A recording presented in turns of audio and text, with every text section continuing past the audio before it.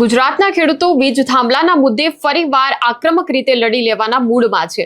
આપણે જોયું કે આજ સવારથી કઈ રીતે સુરેન્દ્રનગર અને તેની આસપાસના જિલ્લાના તમામ જે ખેડૂતો જે છે મોટી સંખ્યામાં એકત્ર થયા, વિશાળ રેલી યોજી અને કલેક્ટર કચેરી તેમણે ગજવી। અને આ જ પ્રકારે હવે અન્ય જે સૌરાષ્ટ્રના જિલ્લાના ખેડૂતો છે તે પણ સંગઠિત થયા છે। વાત કરવી છે જામનગરના ખેડૂતોની કે જ્યાં ખેડૂતો જે છે જસાપર ગામના એ મોટી સંખ્યામાં એકઠા થયા હતા અને તેમણે પણ કલેક્ટર કચેરીએ પહોંચી પોતાના મુદ્દાની રજૂઆત કરી છે। શું છે આખો મામલો, વાત કરીશું આ વિડીયોમાં। નમસ્કાર, નિર્ભય ન્યૂઝમાં આપની સાથે હું મયુરી। ખેતરોની અંદર વીજ થાંભલા નાખવામાં આવે છે અને એના પછી એ જમીન જે છે તે બંજર બની જાય છે, ત્યારે ખેડૂતો જે છે પોતાની મોંઘા મૂલ્યે જમીન તો ગુમાવી રહ્યા છે, પણ આ જમીનના બદલામાં જે વળતર તેમને ચૂકવવું જોઈએ એ વળતર હજુ સુધી તેમને મળ્યું નથી। ત્યારે સરકાર આ સમગ્ર મુદ્દાને લઈને ઠાગાઠૈયા કરી રહી છે અને ખેડૂતોને તેમના અંદર એક અસંતોષની લાગણી જોવા મળી રહી છે। જે રીતે વળતર અને પરિપત્રની તમામ જાહેરાતો કરી દીધી, પરંતુ ખેડૂતોની ઘણી મહત્વની એવી માંગણીઓ છે જેને લઈને વળતરના પરિપત્રમાં કોઈ પ્રકારની સ્પષ્ટતા નથી। જેમ કે વળતર જે આપવામાં આવશે તો એમાં માર્કેટ રેટ કમિટીની અંદર જે ખેડૂતો અસરગ્રસ્ત છે શા માટે સીધા જ તેમને નથી બોલાવવામાં આવતા, પણ સરપંચોને આમંત્રણ આપવામાં આવ્યું।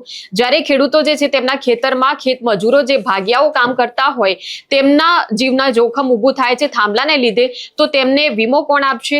તેમની જિંદગીની જે જવાબદારી જે છે તેમને કોઈ નુકસાન ન થાય તેની જવાબદારી કોણ લેશે? અને સાથે જ હવે માર્કેટ રેટ કમિટીની જ્યારે વાત કરવામાં આવે છે ત્યારે વીજ કંપનીઓ સાથે પણ વાટાઘાટો જે પ્રકારે થવી જોઈએ તે નથી થઈ રહી। ત્યારે આ મુદ્દાને લઈને ખેડૂતો ફરીવાર આક્રમક લડત આપી રહ્યા છે। આપણે જોયું કે સુરેન્દ્રનગરની અંદર કઈ રીતે સવારથી ખેડૂતોએ કલેક્ટર કચેરી ગજવી છે અને આ જ રીતે ગુજરાતના અન્ય જિલ્લાની અંદર પણ ખેડૂતો સંગઠિત થઈ રહ્યા છે। જામનગરના કાલાવડ જસાપર ગામના ખેડૂતો એ મોટી સંખ્યામાં કલેક્ટર કચેરીએ પહોંચ્યા હતા અને કલેક્ટરને પણ આ જ મુદ્દે તેમણે રજૂઆત કરી છે અને આવેદનપત્ર પાઠવ્યું છે। ત્યારે દ્રશ્યો પર નજર કરીએ।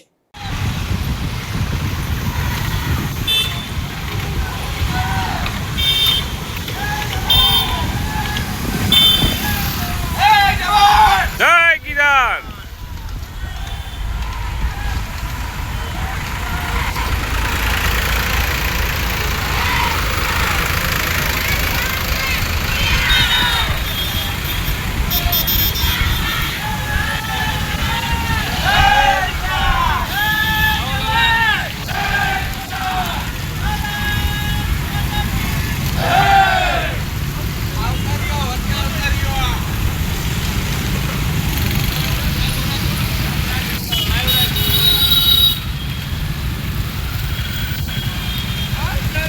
हाँ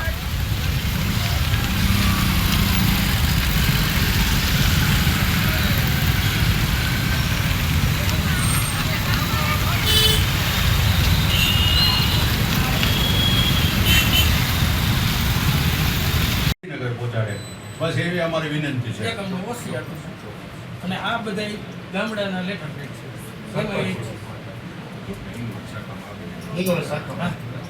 यहाँ पे ये आना भेटी जाए तो नहीं यूनिवर्सिटी तो आई करवानी थશે બધી અલગ અલગ નહીં થાય ભેગી ચેકલો થઈ જાય।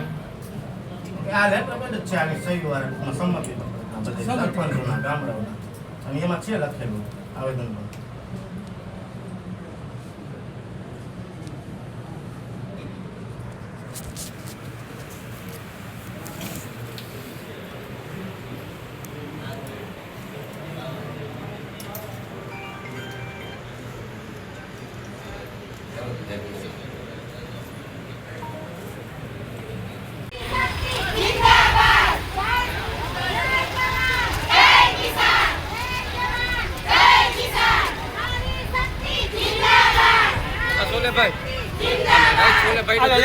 આવી ગયો તું બસ એટલે એમ થાય હે હેલો વિઠો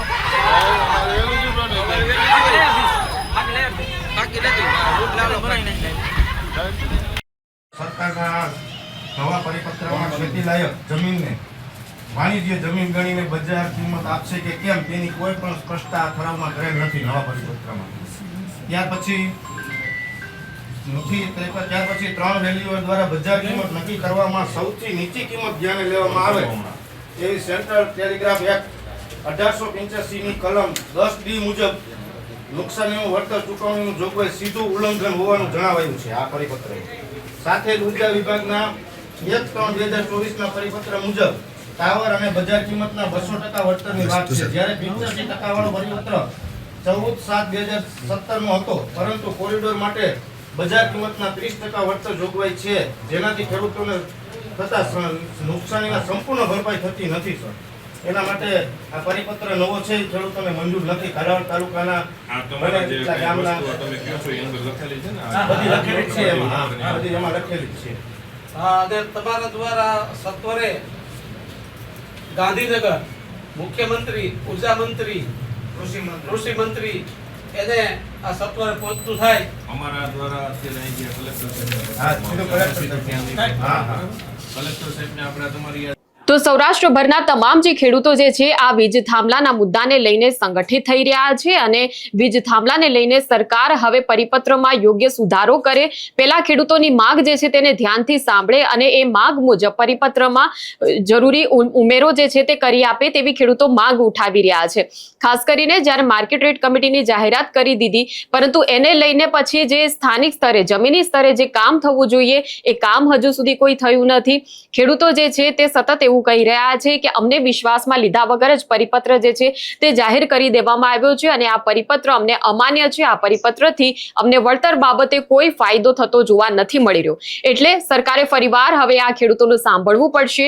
હજારોની સંખ્યામાં આ ખેડૂતો જે છે ફરીવાર રસ્તા પર ઉતર્યા છે અને જો આ માંગણીને અવગણવામાં આવશે તો ગુજરાતમાં ચોક્કસપણે ફરીવાર એક નવા આંદોલનના એંધાણ જે છે તે હાલ તો વર્તાઈ રહ્યા છે.